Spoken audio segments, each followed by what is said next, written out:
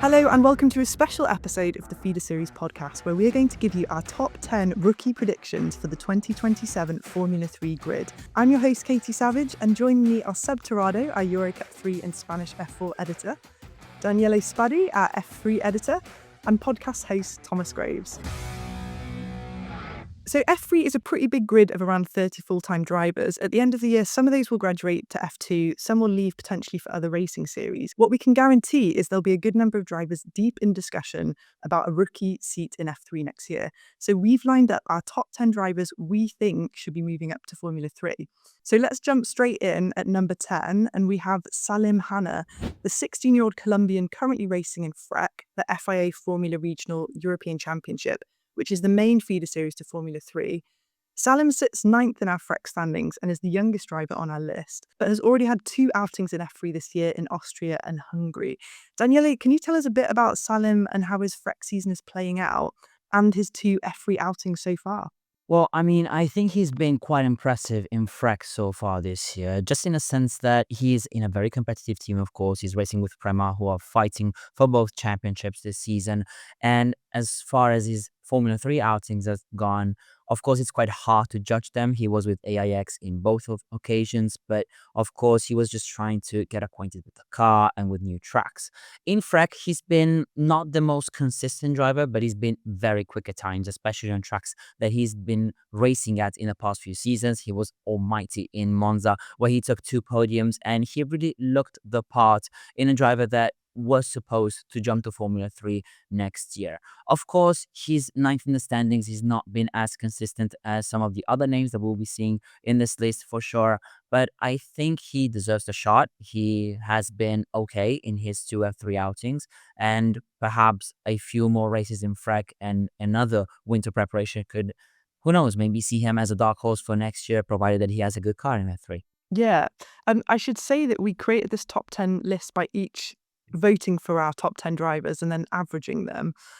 Thomas, you rated Salim really highly, 4th in your order. What do you think of his 2026 season and why does he deserve a spot on our list? I think it's more, we see a trend a lot when it comes to F3 and even F2 sometimes, where teams will, for one reason or another, a driver will step into a car on short notice and they might do that once or twice a season. And then the next season, because they've got that F3 experience, if you're an F3 team, you want a driver with F3 experience. They might not be the most world-beating driver in FREC, which Salim Hanna isn't right now. He's 9th in the standings, but he's had a couple of podiums and he's shown really good pace. And he's also just 16 years old. I think teams will look at that and go, well, if he's already doing that and he's a year or 2 younger than most of the field at FREC, he's already made it to that level, if you like. And that's going to be a really attractive thing for teams. It's so much more than just being good on a racetrack now as a racing driver. You've got to be so good at media and your presence, and you've got to be good at learning the car. And he's going to pick up so much. And if he's learned that, if he's taken those lessons from those F3 weekends, teams are going to see that and they're going to go, well, this guy looks like quite a nice driver to have on your lineup for 2027. Yeah, that pressure really, really ramps up when you move up to F3 and you've got the spotlight on you. So you're right, if you've got that bit of experience, that definitely works in your favour. Next up at number 9 then, we have Alex Powell. He's the 18-year-old Jamaican-American driver currently racing in the Formula Regional Series Eurocup-3, where he's 6th in the standings, and has just been announced to join Prema for the remainder of the 2026 F3 season.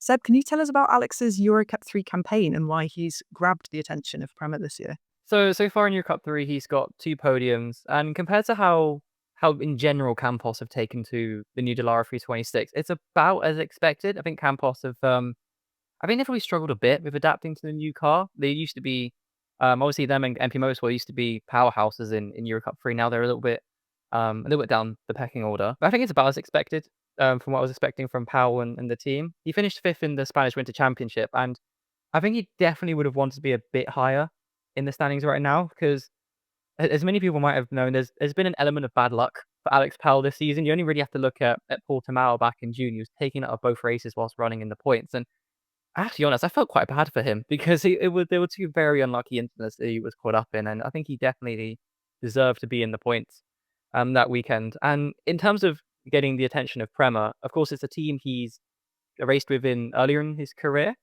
Also, the Dallara 326 Eurocup-3's car, it's a very fast machine. It's pretty much the closest you can get to an FIA F3 car in terms of downforce and handling. So yeah, I think they just saw a familiar name who could probably step up to F3 right now and decided to give him a call. So I'm happy for him, and hopefully he has a good outing with her. Yeah, it'll be really exciting to see how he gets on. Daniele, it's obviously pretty promising that he's been selected for the final two F3 rounds, Monza and then the bumper round in Madrid.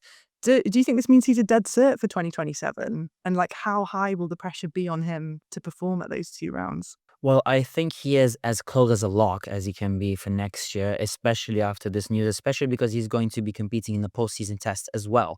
So that will be very interesting for him. I think he was definitely on my radar as well to go up to F3 next year. I think he's been criminally underrated in his past couple of seasons. When he started in Formula 4 with Prema, he was very quick, and I think he was one of the ones to watch out for. I think these last two rounds will be very important for him to kind of understand where he is and how quickly he can adapt to the F3 car as well. I don't think that will be as important performance-wise and results-wise, just more about feeling and getting ready for next year, probably.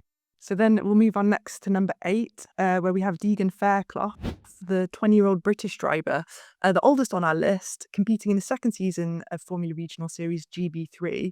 He's undeniably quick. He finished third in GB3 last year, but he's having a slightly unlucky 2026 season. Thomas, can you tell us about Deegan's career so far and his current campaign? As you mentioned, he's done kind of the traditional British route, I feel like. He did British F4 and he won that. And now he's moved up to GB3, which is admittedly quite a unique championship in the way that they run their car. And that's going to take time to get used to. But as you mentioned, third in his rookie season. I've actually been lucky enough to see him live. I was at the Thruxton rounds a couple of years ago when he was in British F4 and he was just looking so quick. He actually got taken out of the lead in one of the races I was watching. So being at the track and seeing, okay, British F4 is a pretty competitive championship. When you are there in person, and Seb can also, confirm this. Yeah, I think it's just another sort of Alex Powell situation. He's had the speed. He's just been kind of unlucky. But I think, being still up there, despite, the bad luck, is still a good sign. He's been able to counteract the situations that have befallen him in races. And I think GB3, it's quite different from the Formula Regional cars or that spec because you've got DRS and you've got slightly different aero on the car, which you wouldn't have to in, say, FREC or in F4. So I think the fact he's been able to do so well for 2 seasons as well, it's that consistency. And I think F3, it might be the time for him in 2027 to make the leap up to the F1 paddock. Seb, you rated Deegan third in your list. Why do you think he's so deserving of a spot on the F3 grid next year? Mainly because I thought he'd already be in F3. I'm actually very surprised that none of the top 6 in GP3 last year got a seat in F3, because you've got Alex Ninovich, he went to FREC, so did Reza Werthen, Hoyton, and Pradell, they came over to my series, Eurocup-3. I thought like all 6 of them were pretty much ready for F3, so it was a big surprise to not see any of them. Yeah, with Deegan so far this year, he's been extraordinarily unlucky. Like every single round, something's befallen him, whether that's mechanical or anything else. So it's good to have seen his 2 wins at Silverstone. I think he really deserves some good results after what's been a pretty torrid first half. And yeah, I agree with Thomas. Like his junior career has been pretty good so far, and I fully expect to see him in F3 next year because, like I said, he probably should have already been there. Yeah, and as I said, he's the oldest as well, and I think that, that kind of fits with the fact that he should really already be there. So hopefully it works out for him this time around. Next up, someone you just mentioned, Alex Ninovich. He's the 19-year-old driver currently racing in FREC. He was last year's GB3 champion, and again, it's pretty unusual to see a GB3 driver make a sideways step to FREC as opposed to up to Formula 3. Daniele, why do you think Alex and Raiden decided to make the move, and how has his season been going in FREC? To be honest, your guess is as good as mine because I was very surprised when he didn't get the call up to F3. But I just think experience makes a whole lot of difference, especially in championships like these. We've always seen a lot of drivers be very quick in F4 GB3, Eurocup-3, and maybe even FREC, and then struggle in Formula 3 because they didn't have the track time nor the experience with very packed grids. Of course, it's 30 drivers in F3 and they are very close to one another. We've always seen the top 10 or top 12 be separated by 5-6 tenths of a second. So we know how competitive it is. And I think Alex might have wanted, together with Rodin, a bit more experience against very strong drivers. This year's FREC grid is very good as well. He's been quite good. He is 7th in the standings. He's had some standout performances here and there. Of course, he had raced in the Formula Regional Middle East Championship as well earlier this year when the new Formula Regional car debuted. So I think he's getting that experience. We've seen flashes of brilliance this year so far. I maybe expected him a bit higher up in the standings, though of course he's the leading Rodin driver in FREC. So I fully expect him to make the jump up to F3, presumably with Rodin next year. And who knows, maybe he can do what he should have done this year already. And if I'm correct, I think this was the first year that Rodin competed in FREC. Yes. It could be that they're a little bit on the back foot, but yeah, I fully expected him to be higher than 7th in the standing. Thomas, why do you think Alex has what it takes to succeed to F3 level? It kind of is a similar situation to Deegan Fairclough, as we mentioned. He's one of the drivers who should be in F3. I think if you look at the second half of that GB3 season, he was just so on it and just so clearly so talented. And you know, we're seeing a lot of those guys move over to Formula Regional. There's obviously a sense that teams will know that the champion of FREC generally goes on to do quite well. I think it could just be they're just looking at FREC more than they are GB3, EC3 to get their drivers. But I do think, you know, Ninovic and those guys who, as Seb said, top 6, there's a good argument for them being in F3. So what he's looking to do this season maybe was back up the GB3 campaign with FREC, which is closer to the F3 car, and then you've kind of done it at 2 different levels on that kind of emerged 5th rung of the ladder. Coming in at number 6 now, we have Keanu Al-Azhari, the 18-year-old Emirati, another driver that competed in GB3 in 2025, but this time moved across to Eurocup-3 for the 2026 season, where he's currently 4th in the standings. Seb, can you tell us a little bit about Keanu and how his Eurocup-3 campaign's going? Well, we can start over in the Winter Series, which he, of course, won and became the Spanish Winter Champion with High-Tech, whom he moved over to Eurocup-3 with. It was a very good campaign, had a great battle with James Agozi. Yeah, I think his main season so far, I mean, I caught up with him at Monza after all the racing action. He told me his season hadn't really been to his expectations. He definitely dropped some points along the way, but he was still happy with his result. He got that win in Paul Ricard, a podium in Portimao, and of course, Imola was a bit of a not the best for him. Not scoring points in the first 2 races when he was in a good position to. An element of bad luck. I put kind of same as what I said with Powell earlier, but he was still happy with results that he has gotten so far. And of course, the next round is at Silverstone in support of the European Le Mans Series, which I am very excited for. Of course, he won there last year. He's run well there before in GB3, so and he told me he's very confident to get his foot back in the championship battle come Silverstone. Daniele, do you think the moves from Ninovic and Al-Azhari show that both FREC and Eurocup-3 are more competitive than GB3? Or do you think this is due to an oversubscribed F3 grid this year and then drivers looking to maximise their experience on more tracks? Well, I think it's a combination of both, in a sense that on one hand, we all know, especially as you said before, this year FREC has the FIA support fully, actually, and it has kind of taken that championship to a whole new level. And I think that is why most of the big talents in F4 go to FREC instead of other championships. And we've seen, especially Ninovic, for example, jump from one to the other and joining FREC this year. And I think it's also very difficult to judge because sometimes the grids aren't on the same level. Therefore, being 9th in a championship and 3rd in another is actually quite different. It doesn't tell the whole story. I think it's quite difficult as well to adapt to certain cars, meaning that, of course, all 3 championships have 3 different type of machinery, and therefore maybe with Ninovic and maybe with Al-Azhari as well, drivers can adapt a lot better to one car compared to another. So maybe that is just why they are trying different championships before going to F3, which is a one-make series and where every single detail makes a difference. And then, of course, having more track time and more experience racing in different championships helps you quite a lot. We've seen it before, and we're going to see it again next year as well. Also, Formula 3 has around 12 to 18 rookies every single season coming into the championship. So it is quite a big pool of drivers that go in every single time. So I think they have the space. They just have to work out the perfect timings as well. Seb, I know you've got some opinions about how many sort of drivers from GB3 last year should have gone up to F3. Do you want to talk a bit about that? Yeah, I mean, as I alluded to earlier, I personally believe that the top 6 in GB3 all deserved at least a shot at an F3C this year. Of course, we had Hoyt-Rhoda making a cameo back in Melbourne. He didn't do too badly, so I was happy for him to at least get that. But I think that all 6 of them should have been on the grid this year, and I hope all 6 of them do end up on the grid next year, because I think they were a bit hard done by. And like Daniele said earlier, different drivers adapt to different cars differently. I mean, at Monza, I spoke to Hoyt-Rhoda and Pradell as well. Both of them enjoy the Dallara 326. They love driving it. The results haven't really been the best, whether that's bad luck or it's not really getting as much performance out of it. But again, the 326 is pretty much the closest you can get to F3 machinery. So once they have that season under their belts, I think they will have a lot better chance of adapting to F3. So should they deserve to get a seat in F3 next year. But I think I'll start too much of a debate on that and whether a driver deserves to be in F3. Yeah, and of course, like, money always plays a massive role. Like, can you afford to go to the next level? It's always a lot more expensive.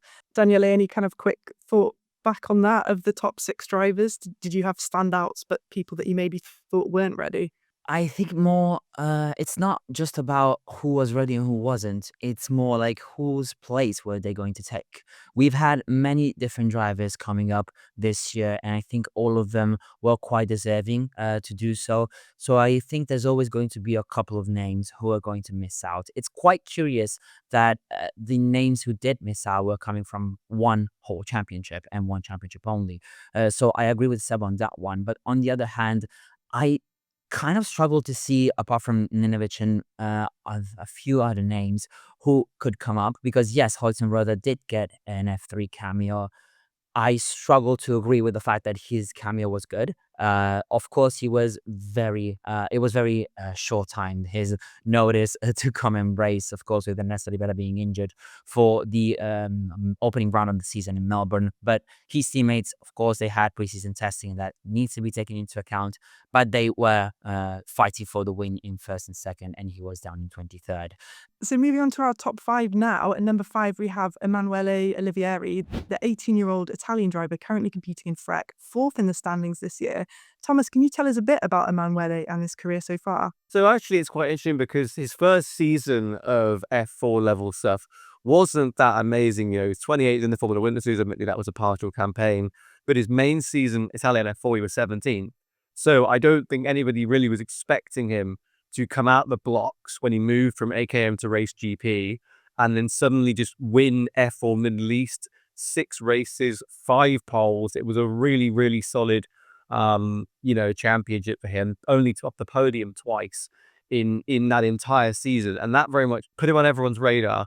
So now coming into this current season, he's now 4th in Formula Regional Europe as a rookie. And if we look back through the past to see where the best placed rookies were in this championship, Martini Stenstrom was a rookie. He came second to Andrea Kimi-Antonelli a couple of years ago, and suddenly we'd be talking about Olivieri being second in the championship. You know, he's only 7 points off the guys ahead. So I think that's going to be a massive, massive boost to him and to people looking at him. He's 5th on the list now, but there's certainly arguments that he should be placed higher because of how rapid his rise has been. So if Stenstrom is currently doing what he's doing in F2, and Olivieri can kind of match that performance from him in FREC, you know, where is he going to go? Because he's got a lot of potential, Olivieri.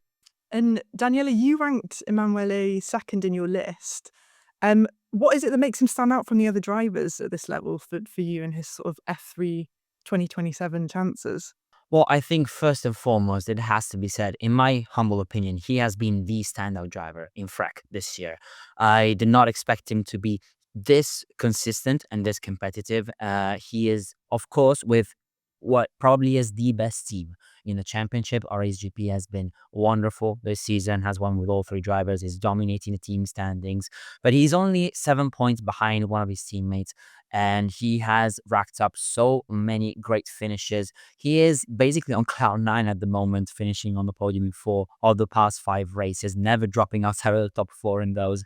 And he is basically in the championship fight together with some very highly rated names. I think he has been the one who grew the most from 2025 to 2026. I did place him very high in my list just because he has been super quick. That is as simple as that. He's been quick and consistent. One minor doubt that I have is the following. He is on cloud nine at the moment, but is he ready to go up to Formula 3? Because we've seen him many times with drivers being very quick. And actually, I think Martinez Tension is a great comparison because he was probably very surprisingly quick in his rookie FREC season in 2023, and then kind of struggled to adapt to Formula 3 the year after. I think Olivieri might be on the same pattern, on the same path, though he has just been so quick this year that I think every F3 team would want him in one of their cars next year. Yeah, and of course, when your confidence is riding high and you're fast and you're doing well, it's one thing. But as you said, when you move up a level, suddenly, the competition ramps up. If your confidence gets knocked, that can really affect your campaign. Oh, yes. So coming up next at number 4, we have Rashid Al Dahiri, the 18-year-old Emirati Mercedes junior driver currently competing in FREC, 3rd in the championship. And he's had a pretty impressive career so far.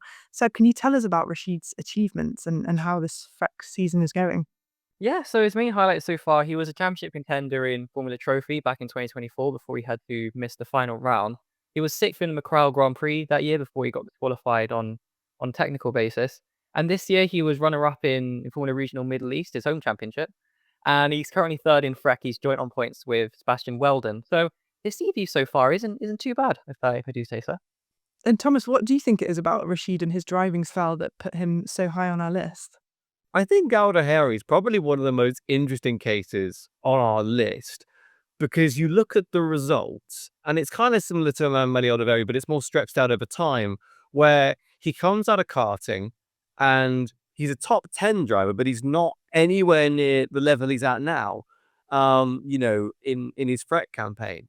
He's someone who was kind of spent a couple of years, couple of seasons just being a top 10 driver, where you go, oh yeah, Al Dahiri, he's kind of good, isn't he?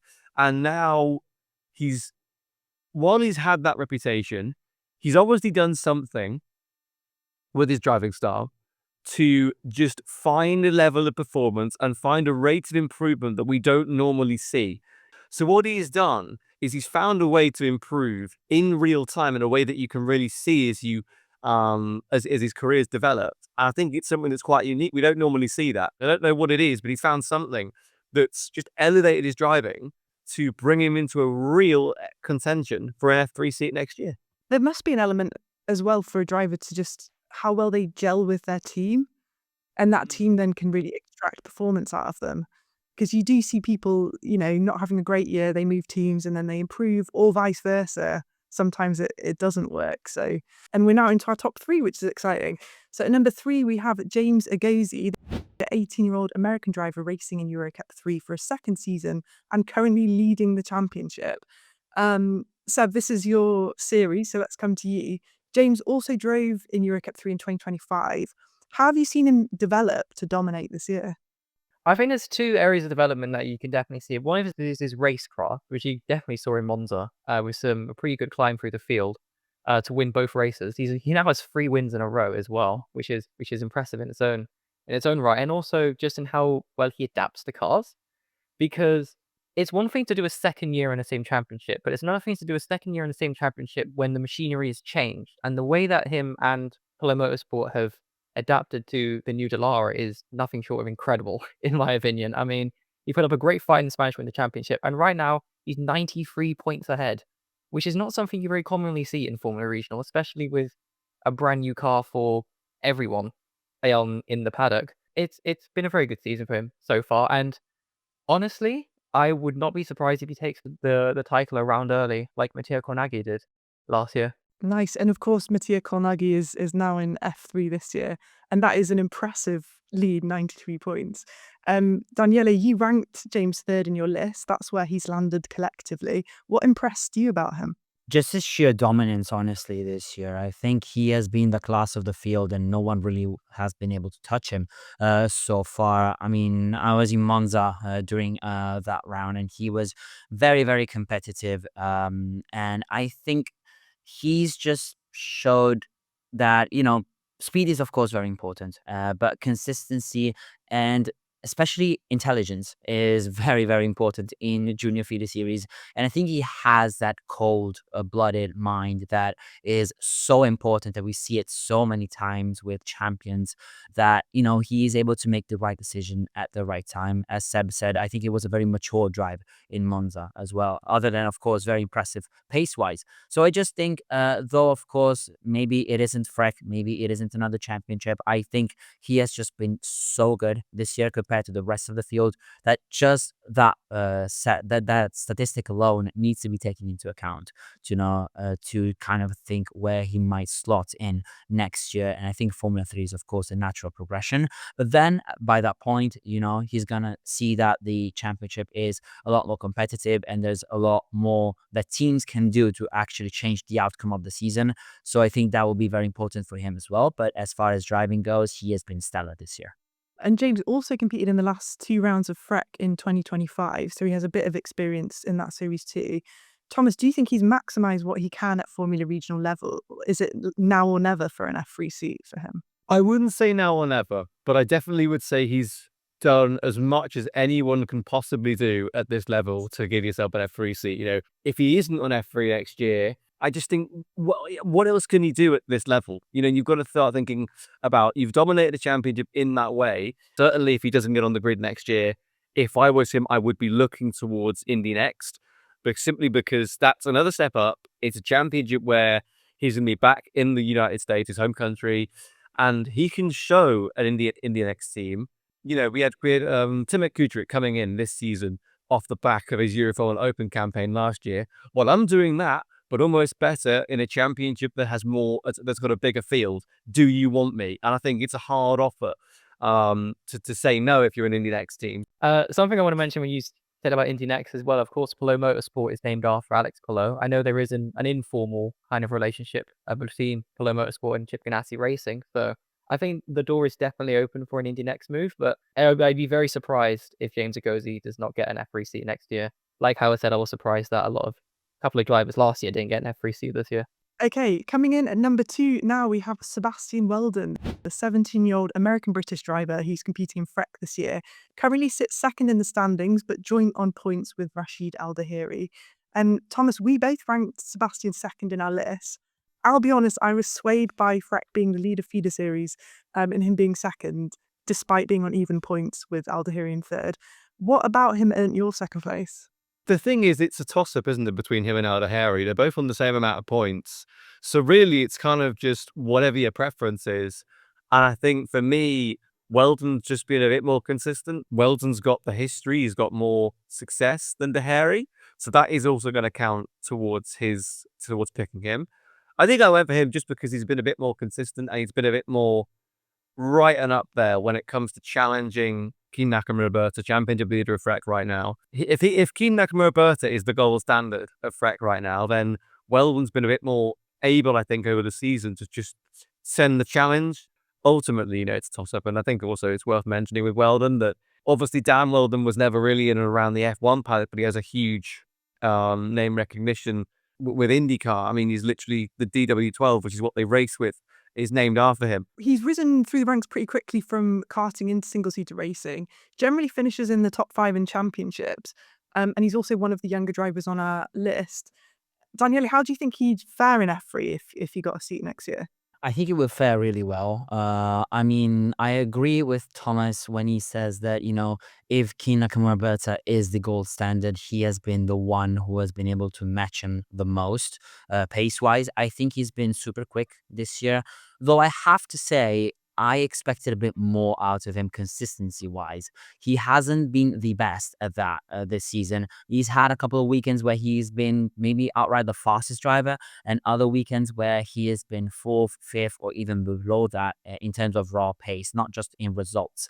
I think I was expecting him to be a lot more consistent this year, which is why I think he deserves, of course, the shot up to F3 because he's been super quick.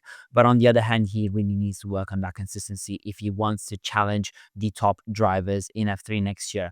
Of course, he's still fighting for the title just because he's very quick, and he has been consistent, of course, compared to other drivers. And he is with MP Motorsport, which isn't the best team in Formula Regional as well.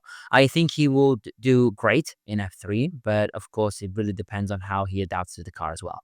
And Thomas name dropped Dan Weldon, who is Sebastian's dad. So he was a two-time Indianapolis 500 winner. And also his brother Oliver also races in American Series USF 2000. Seb, do you believe in racing genes? Like, do you think Sebastian has what it takes to make it to F3 and beyond? The surname game in racing has many examples. I have a lot to say about the surname game.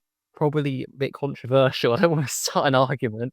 But what I will say is over the years, we have seen a lot of famous surnames come up through racing. We've got Rosberg, Schumacher, Montero, Fittipaldi. Well, many Fittipaldis in the case of Emerson's lineage. All of them had very different results in racing. In this case, with Sebastian Weldon, Oliver Weldon, it's one of the better ones, I'd say. Yeah, I think I would echo what Daniele and Thomas said. I think Sebastian Weldon probably could do a good job in F3, and I follow American racing as well. Oliver Weldon, not doing too bad as well over there in the States. I think he definitely could make a career on the road to Indy. I think Sebastian Weldon will probably do a good job in F3.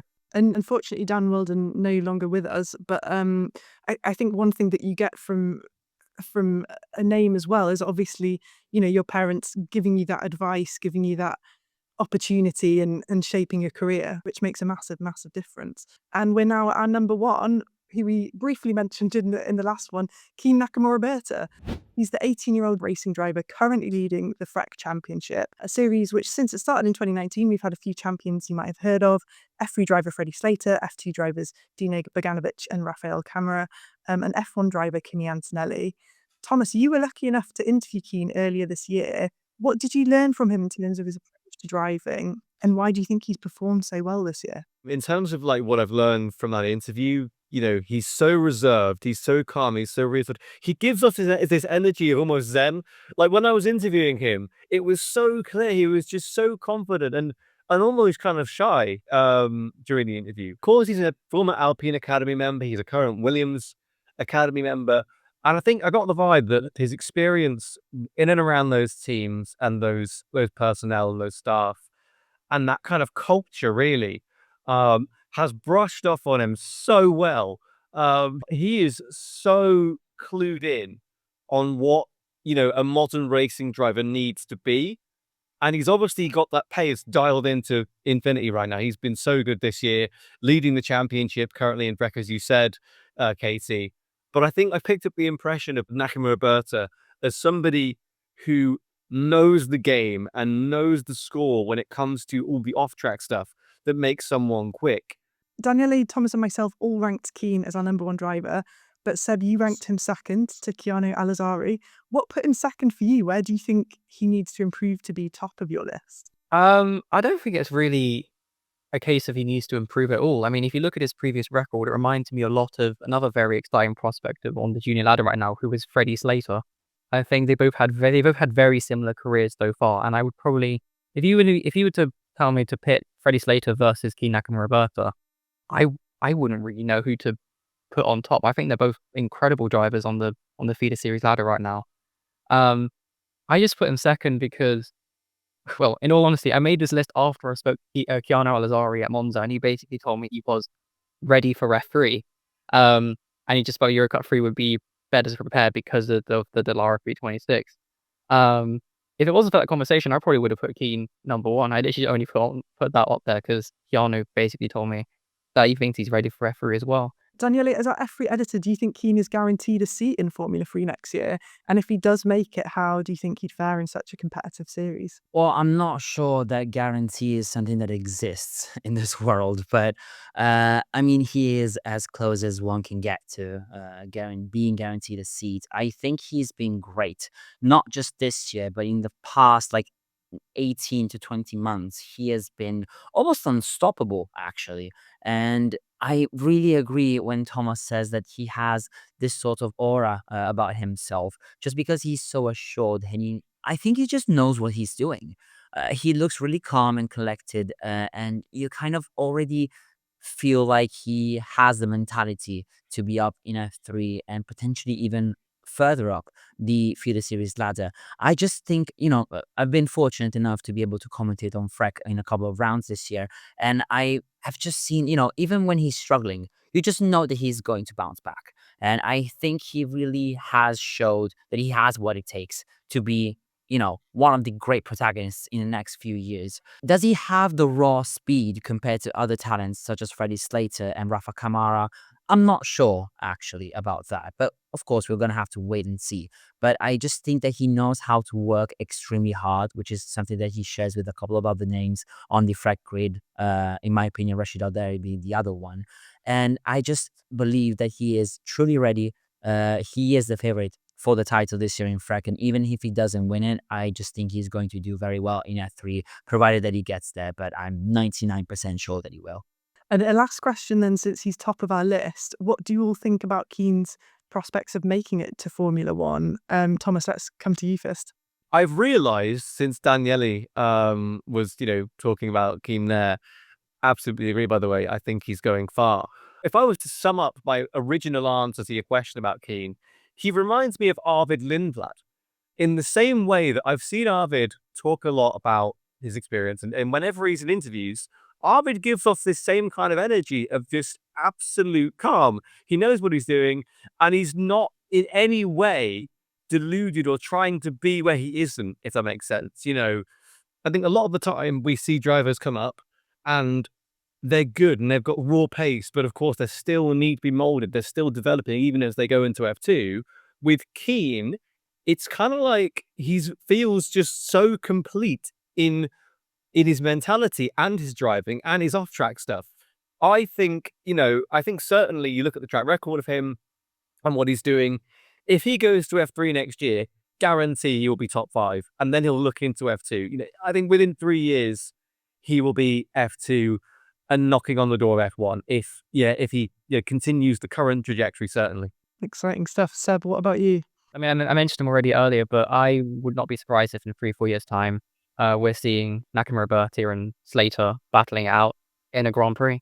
I think they could both make it to F1. That'd be very, very cool to see. And Daniele, any thoughts? Though I don't fully disagree, let me just be the villain of the situation in saying that there's a lot of factors coming in to get to F1, and not the best rookies and best F2 and F3 drivers get to F1.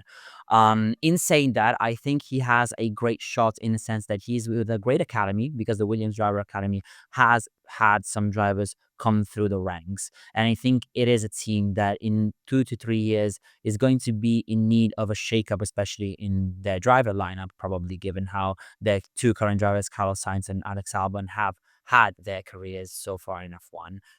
Though I do think that, it's very early to think about that. And I do not think that he has the raw speed right about now to, see it as a talent, such as Freddie Slater, for example, and say, yes, he's going to get there one way or another. But, of course, we've had plenty of drivers who weren't really showing that and got to F1 and vice versa. So I think it's going to be a very tough ask. But for sure, I think he has the mentality so far, even though he's very young, to be able to keep on growing and working very hard to make that dream come true. Yeah, we need to watch this space and see what happens, I think. So that is our top 10 list of who we think are the most talented drivers currently ready for a seat in Formula 3. As always, if you have a different order or a driver we've missed off, let us know in the comments. There's also a lot of drivers we discussed that didn't make our list, who you could easily see on the grid next year, some of whom we've mentioned: Gianmarco Pradel, Patrick Huizenrader, Lucas Fluscher, René Franco, Ian Ekmans, Martin Molnar, Maxime Rem, Abby Pulling, Enzo Yeh, And a couple of F4 talents really worth keeping an eye on. Luca Samalisto leading Italian F4. Dries van Langendonk leading British F4, who didn't get to race this weekend, but I'm sure will be on soon. And Jakob Ebrey as well, 12th in Spanish F4, but also with a win in GB3 this year.